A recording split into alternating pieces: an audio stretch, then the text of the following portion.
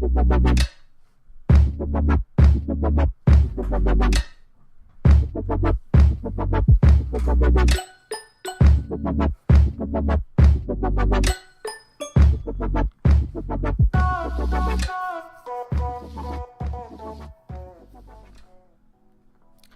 everyone, and welcome to the Food for Thought blog. My name is Sabi Ali, I'm the host, and today we're going to be doing a little review of a podcast called Serial. Now, this podcast is about Adnan Syed, who was convicted of a murder of an ex-girlfriend, and basically the creator of this podcast, Sarah Koenig, I think is how you say the last name. Basically, she decides to investigate a little bit into this case because there seems to be some holes in some places and some things that aren't really quite solved yet. So it is a pretty interesting topic, and it is one that definitely piqued my interest. And I just finished the first episode, so haven't heard of the whole series yet, but I do plan on doing so because it is quite interesting. And I've actually heard about this podcast previously, and I've heard that there has been some actual changes to the case and the hearing because of the podcast, which is actually very cool. So this is just going to be a little bit about my personal take on the podcast itself and podcasts in general. So first and foremost, after the first episode, I definitely think I loved it. I think it was very intriguing. I think she did a great job with presenting the information and setting up the case to make it that people will keep wanting to hear more, especially at the ending of the podcast when she says later on Serial, and then she inserts a bunch of interview sound clips, which really makes you wonder, like, oh, where was this said, who was this said by, and etc. etc. So for me, I think it was very well done. I think she has a very serious tone that kind of works really well for this subject matter. Whereas normally when you hear someone with that serious of a tone, let's say if it's like a sports podcast or even just an ebook, an audiobook, something you hear like that, it turns you off to the whole idea. But I think Sarah's voice worked really well with the information she was presenting. So for me personally, I think the first episode was great. I'm definitely looking forward to jumping back in and finding out what the case was and what happened. But definitely first episode's gotten me hooked.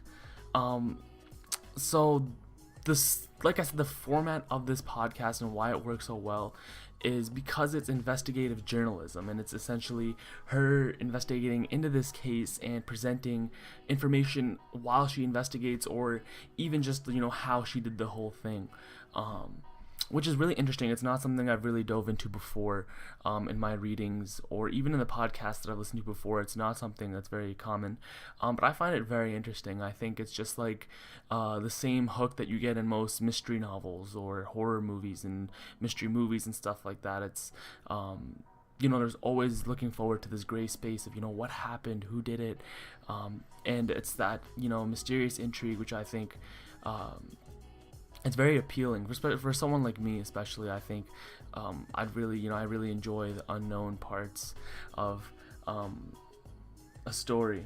So in terms of it being a podcast, I think it definitely helps because reading is one thing, like reading the information presented is one thing, but hearing it from another perspective is a completely different feeling. I guess it's a whole different sensation. I mean, even you look at the interviews that she's taken. There was the one girl that Adnan spoke to in the library, which she interviewed, finally found her, and you could hear the the sigh that she takes when she's like, man, like, I think this guy's innocent, but I don't know. That you wouldn't be able to pull from reading it. That's something that you would have to hear to fully understand it, and I think that's why the podcast works really well for something like this. And also, even Sarah herself, when she's speaking about the case, you can hear her bias, sort of. You can hear her be like, I saw him and he had these big brown eyes, and it's stupid for me to think that he's innocent, but that's what I thought. And if you read something like that, you might be like, oh, well, that's not fair. Like, you can't just say the guy looks innocent. That's what it is. But when you hear the sincerity in her voice, it kind of really pulls you into it. And that's why I think using a podcast for this kind of story was a really smart idea. Especially even the whole episode format of it. Like, episode 1 just ended I'm already looking forward to the next episode, whereas the same thing as a book, like you finish a chapter, you immediately jumped into the next chapter, and maybe you even haven't fully processed what happened previously. So I think the podcast or this format was genius. Great idea by whoever created the podcast. I'm not sure if it was Sarah herself, but I think it was definitely a genius idea. In terms of the family of the victim, now I don't remember her name. I remember it was a 3-part name, which is on me. It's my bad. But it's interesting to think what her family might be going through after hearing this podcast, because at the end of the day, I think victim or not, you kind of do want the truth, and you do want what really happened to be on top. Like, I don't think they have any personal vendetta against Adnan Syed or anything.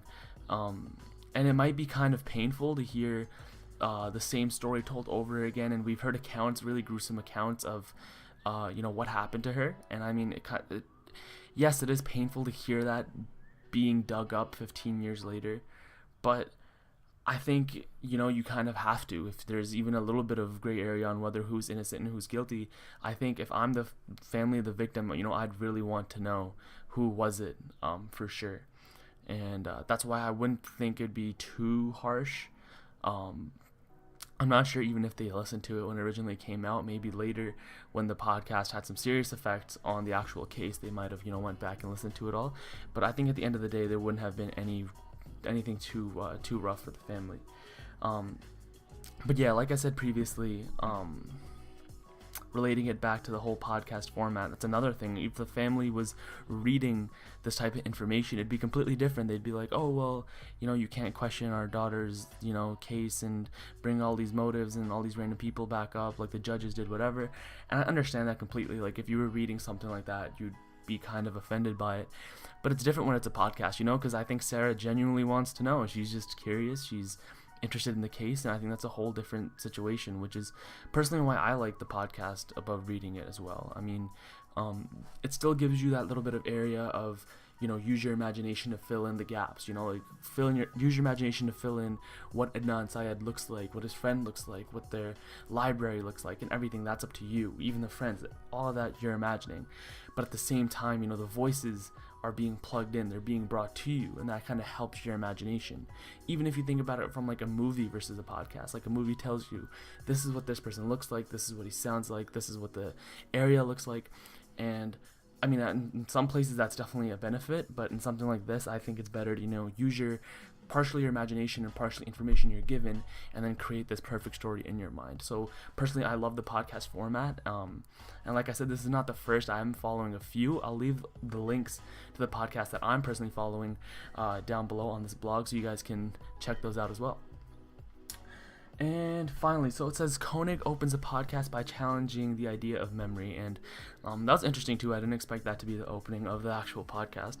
But it's interesting. As soon as she brought up the point, I immediately went, I'm like, 6 weeks ago, what was I doing? And in all honesty, I can't remember it, which I don't know if it's a completely good thing, but it is crazy. I mean, it's crazy hard to remember, stuff that's happened before, but I think the stuff that we do remember, it has to be unique, like something different, something out of the ordinary happened, which is why we remember this day. Even if it's just like some sort of crazy weather or some sort of crazy conversation you had, chances are you're likely to remember more about that day, even if it's not related to the weather or the conversation, just simply because, it stuck out in your mind. Which would be the case for me, like if I think back 6 weeks ago, I can't remember exactly what happened on the Friday or on the Thursday, but, I can remember that I had a math test that I was crazy studying for, stayed up all night, and that was 6 weeks ago, but I remember that because that was out of the ordinary. So yes, is it plausible that his friend remembered every detail when giving his account because it was a weird day? I mean, absolutely. But then, thinking about her questioning memory, can you blame Adnan for not remembering every detail from 6 weeks ago, from 15 years ago now when she's telling it to Sarah, when he's telling it to Sarah? I'm like, absolutely not. You can't blame him. Because, to him it was a normal day. To him it was just, I went to the library, went home, went to track, whatever. So can't blame him for that. But overall, yeah. So that's it, guys, for me. First episode done. I absolutely love it. love the podcast format, love her voice. I love everything about this.